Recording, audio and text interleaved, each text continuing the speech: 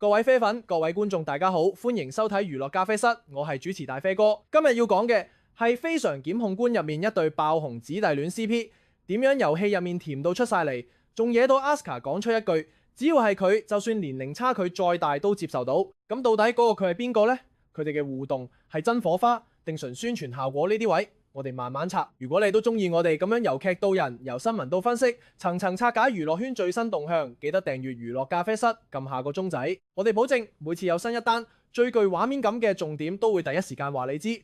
等你睇劇有 context， 追星有路數，先幫大家打個底。非常檢控官係香港無線電視嘅律政題材新劇，喺2026年1月19日首播。由馬德鐘、吳偉豪、賴慧玲領銜，講滅罪鐵三角點樣以共情同公平去破解奇案。除咗查案，感情線都好立體。其中最受討論嘅就係賴慧玲飾演嘅公孫樸同張馳豪 Asuka 演嘅直男見習檢察官趙子珍鬥氣冤家式姊弟戀，甜到有喜感。劇播到而家2月初，網上討論一直升溫，呢條 CP 真係成為焦點。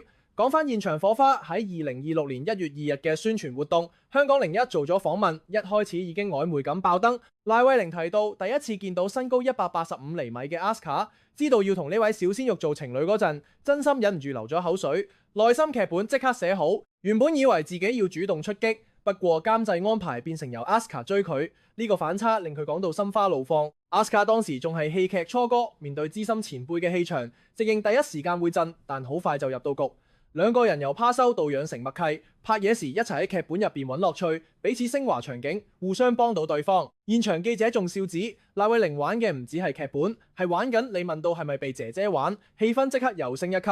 但大家都係笑笑口，氛圍輕鬆，娛樂味濃。我哋睇到幾件事：第一，兩個人嘅專業態度好清晰，賴慧玲作為前輩，俾到好多指引同討論空間。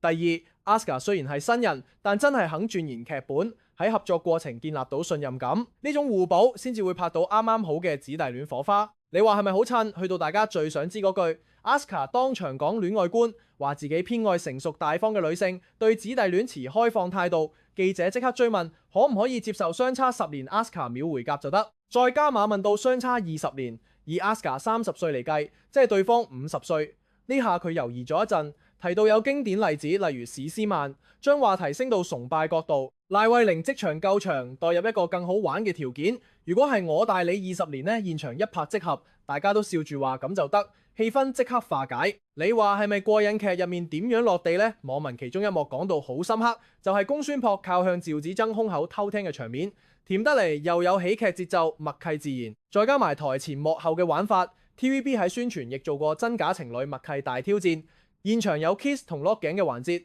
將姊弟戀嘅火花再放大。到2月初，呢對 CP 持續搶眼，討論度高，冇重大爭議，大家都係集中喺化學反應同角色互動上面。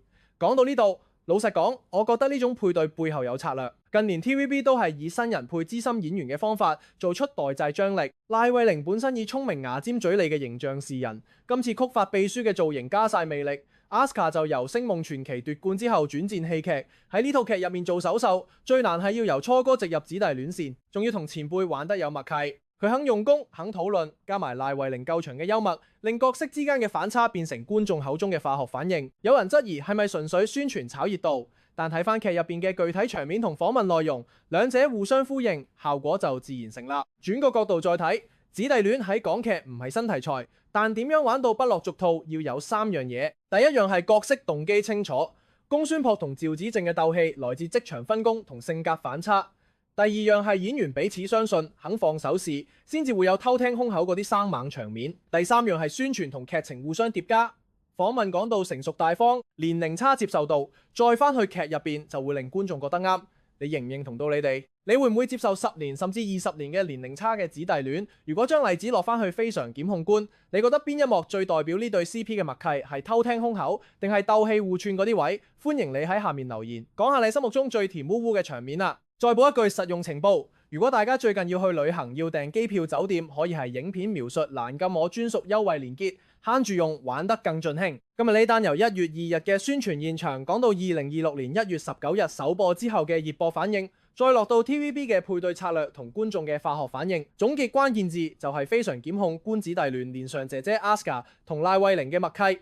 呢對 CP 點解紅得益於專業、幽默同真互動？講到尾，如果你中意呢種由新聞到深度解讀嘅娛樂內容，記得訂閱娛樂咖啡室 ，like 同 share 俾你嘅劇迷朋友，撳下個鐘仔，之後每一個新爆點我都會準時同你啡翻教。你又點睇 Aska 講嘅成熟大方自知型？講低你個答案。多謝大家，我係主持大啡哥，下次再啡。